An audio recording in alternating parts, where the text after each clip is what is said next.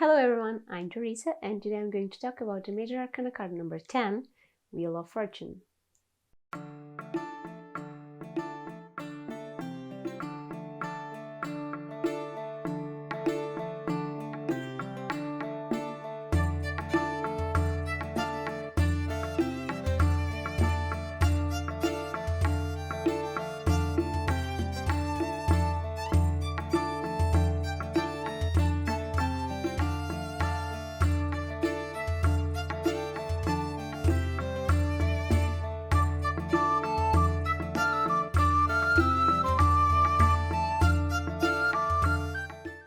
Welcome back to another video about the tarot. Today we are going to dive into the card number 10, Wheel of Fortune. While the previous videos were relatively simple, this card has a lot of symbolism and interpretations, so I will try not to go overboard with it and try to keep this video easy to follow. But before we begin, let me thank you all in advance for the amount of love you have shown me this past couple of weeks or so. I haven't been able to follow my schedule as many things happened out of the blue and I was a little bit over my head. But even when I didn't reply right away to comments or ended up uploading a video a day or two later, the support you all showed me was amazing and heartwarming, and I'll forever be thankful to every single person that actually takes the time to give me some feedback. It really helps me to find strength to keep doing these videos and keep pushing forward even on the hardest of days. With all of this being said, I'm sorry for my looks because I was outside all morning helping my parents with the cleaning of the yard and organizing everything for the warmer days, but I still wanted to record today, so I didn't have much time to prepare. So this is what you get. I hope I don't offend anyone. Okay, so let's start before I end up rambling for the whole video. The Wheel of Fortune card is a complex card regarding the amount of elements present, but it's not a hard card to understand if you actually take a bit of time to study it. So even though I'll analyze the elements on this video, I'll strongly suggest you to take up some notes and afterwards maybe do a bit of research on some of the elements mentioned, because I will not be able to cover every single thing on one video without making this video way too long. Starting with the number, this card has the number 10, and the number 10 is the number of completion, reaching the end of a cycle and achieving the peak of success or of an adversity. It will depend on what part of your life's history you are living at the moment. The number 10 can also be seen as a number related to new cycles as well. Since the number 9 closed a cycle of the single digits, the number 10 opens the door to the two-digit numbers.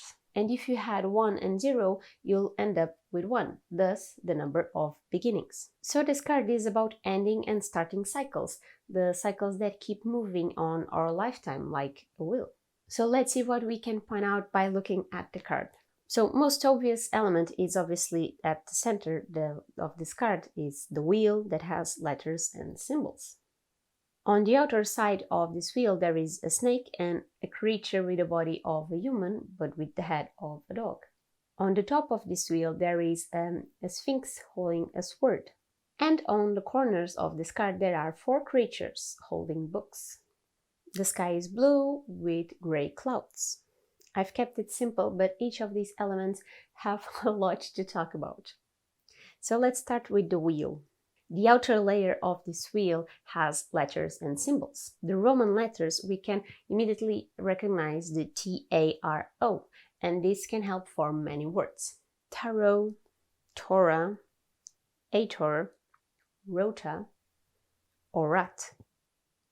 And while this may sound like nothing, Torah we can relate to the card of the High Priestess, as we can also see that it is written on the scroll she holds. If you remember it, it's the phonetic equivalent to Torah, that means law. Rota is a Latin word that means wheel.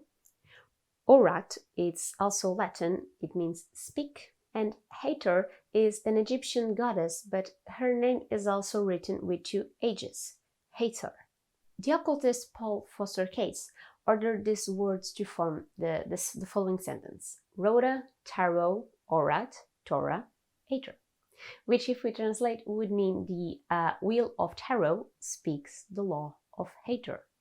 Hathor or Hathor is an Egyptian goddess of fertility, considered to be the symbolic mother of the pharaohs.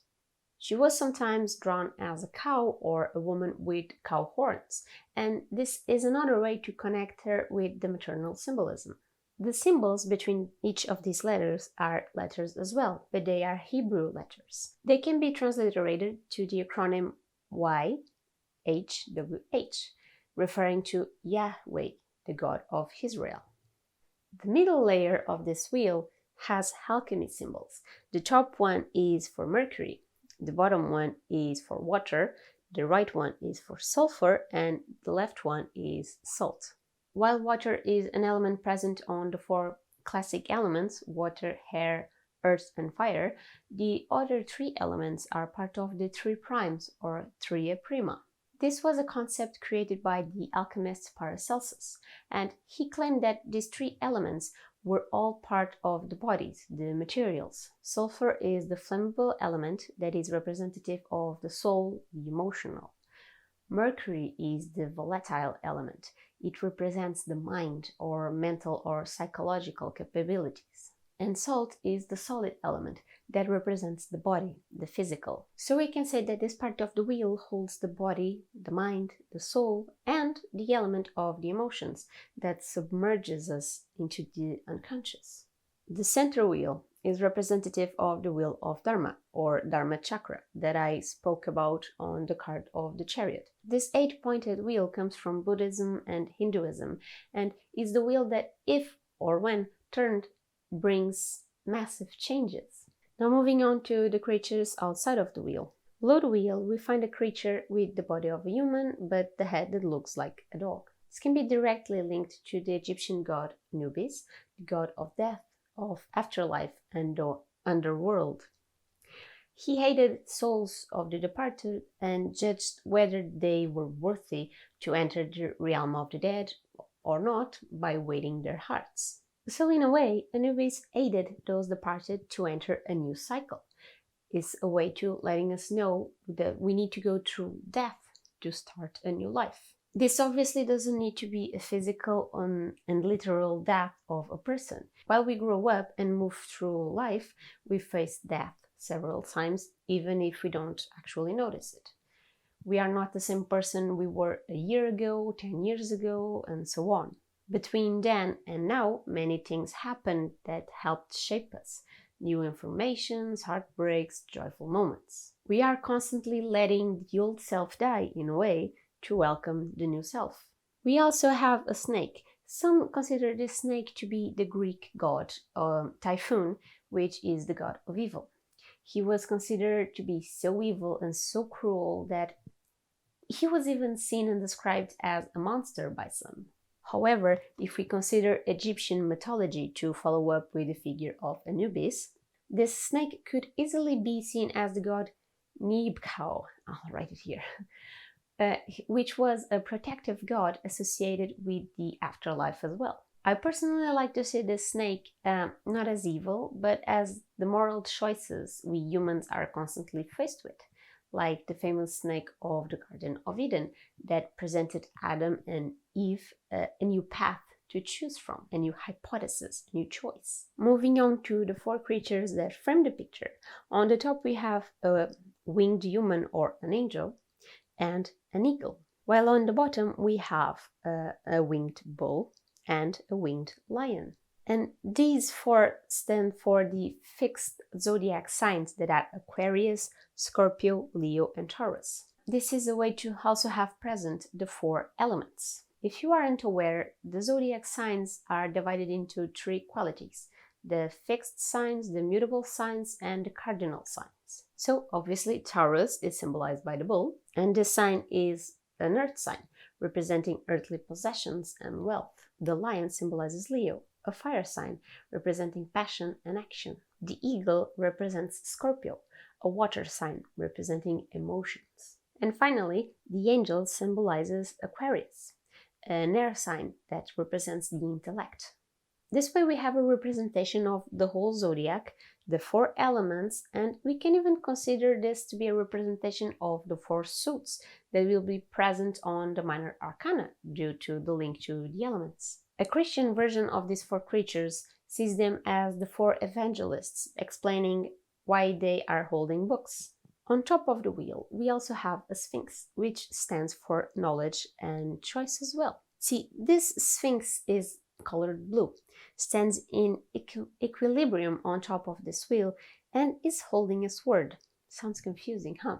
I have already spoken about the color blue as it shows up frequently, but again, this is a color connected with the element of water, of not only emotions but the subconscious, the color linked to spirituality. We can, however, see how the Sphinx almost merges into the blue sky, and we can obviously link the sky to the element of hair, the intellect, which can also be called out by the sword, linking the Sphinx to the suit of swords, also the suit of intellect. So we can consider this Sphinx as the needed balance of the mind and emotion to make decisions. We need both mind and heart to keep the wheel balanced.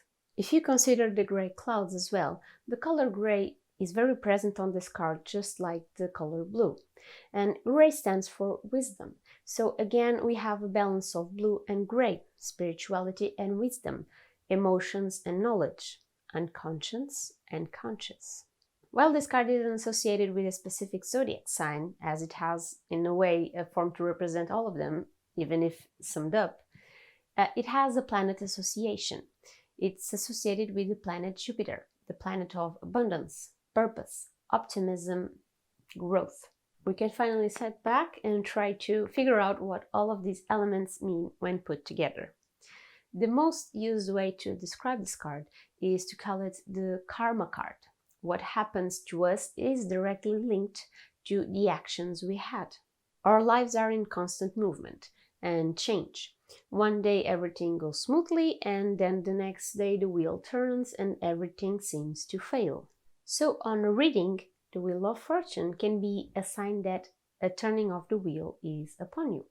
Some things will change and a turning point will come up. Something out of your control will change your fate. Being upright, this is generically a positive card, so there is a great possibility that this change of fate is a good thing, maybe a fluke of luck that should be used and enjoyed. If you are doing a reading regarding a career choice, for example, this can be a sign that that choice is one that will bring good fortune. Good luck will show up eventually, positive results. If life is going too well and you are already at the top, blue skies, sunshine, all of that, this card can be a heads up that something will change soon. Not a drastic change or a negative change though.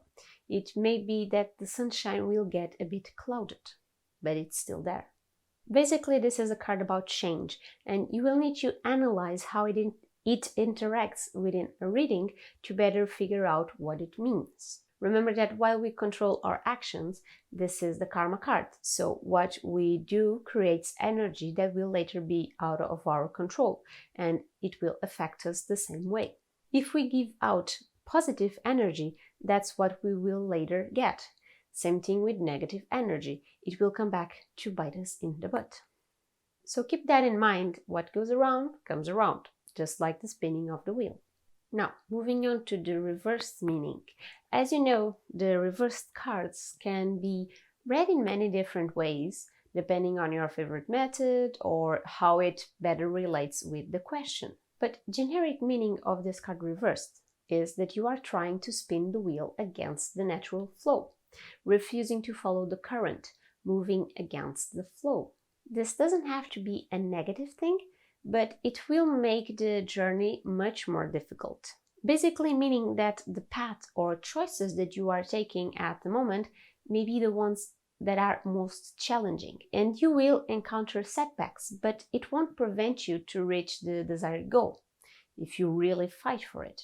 Another way to see this card is that while the upright card is a very positive card, reversed it can have a negative meaning to it. A change for the worse, a new cycle with a negative impact, being unable to break away from the negative cycle of bad decisions and misfortune. It's a call to step back and really analyze what can be the cause of this bad luck. What can you change in your life to improve it? Things can be unbalanced. The reverse card, we can see the Sphinx on the lower part of the card, of the wheel. So your choices may be leading you to the wrong path. Maybe you are in a static state, almost dormant to life.